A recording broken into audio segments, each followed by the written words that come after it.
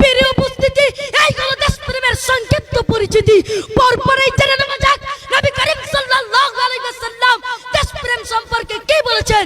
নবী করিম সাল্লাল্লাহু আলাইহি ওয়াসাল্লাম মাতৃভূমির ভালোবাসার প্রেক্ষাপটে পরাক্রান্তির দয়ে বেদনা ভরা কণ্ঠে পবিত্র নগরী মক্কাকে সম্বোধন করে বলেন, কত সুন্দর তোমাদের তুমি, আমার কাছে কত প্রিয়।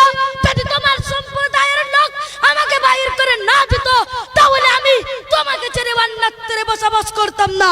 অতঃপর নবী করিম সাল্লাল্লাহু আলাইহি ওয়াসাল্লাম মদিনার হিজরতের বিষয়টি যখন আল্লাহ তাআলা স্থির করলেন এবং নবী করিম সাল্লাল্লাহু আলাইহি ওয়াসাল্লাম মদিনায় বসবাস করতে লাগলেন, তখন মদিনাকে নিজের বসবাসের সগর ব্যক্ত করে বলেন, আল্লাহুম্মা হাব্বিব ইলাইনাল মদিনা কামা হাব্বাবতা ইলাইনাল মক্কাতা আও আসাদ্দা।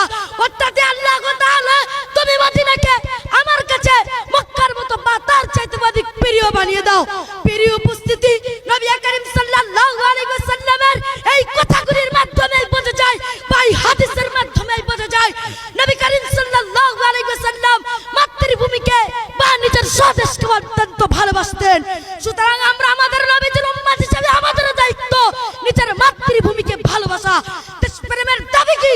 দেশপ্রেমের দাবি হলে প্রত্যেকের সামর্থ্য, ক্ষমতা ও দায়িত্ব বোধ অনুযায়ী দেশের ধর্ম, দেশের নীতি ও শাসন ঐতিহ্য রক্ষা করা ও দেশের পবিত্র স্থানগুলিকে রক্ষা করা।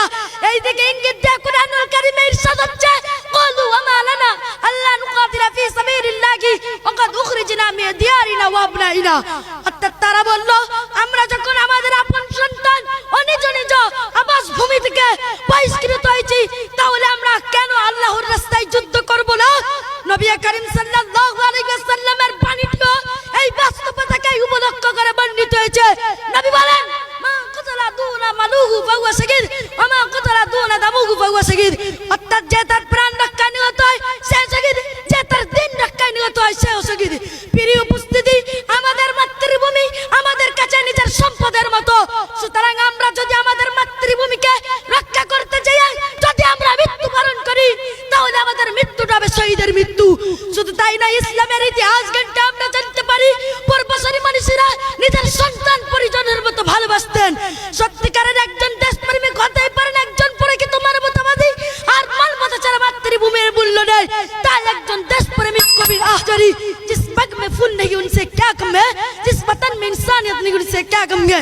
অর্থাৎ যে বাগানে ফুল নেই তার কি প্রয়োজন, যে মাতৃভূমিতে মানবতা নেই তার কি প্রয়োজন। আলহামদুলিল্লাহি ওয়াহদা والصلاة والسلام على من لا نبي بعده أما بعد فأعوذ بالله من الشيطان الرجيم بسم الله الرحمن الرحيم وتعاونوا على البر والتقوى ولا تعاونوا على الإثم والعدوان وقال النبي صلى الله عليه وسلم اللهم حبب إلينا المدينة كما حببت إلينا المكة أو أشد। সর্বপ্রথম আল্লাহর দরবারে শুকরিয়া ও প্রিয় নবীর মাজার মুকদ্দাসে সালাম জানিয়ে আজ আমি আমার মূল বক্তৃতার দিকে ধাবিত হচ্ছি।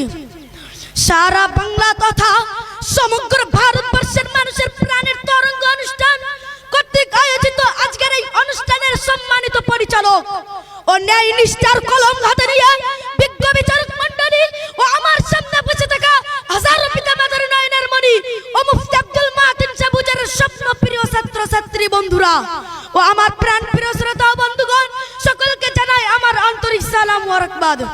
প্রিয় উপস্থিতি, আজকে আমার বক্তৃতার নির্ধারিত বিষয়বস্তু হলো ইসলামের দেশপ্রেম। সময়ের সংক্ষিপ্ততায় উক্ত বিষয়ের উপর সামান্য কিঞ্চিত আলোকপাত করার প্রয়াস রাখছি ইনশাআল্লাহ।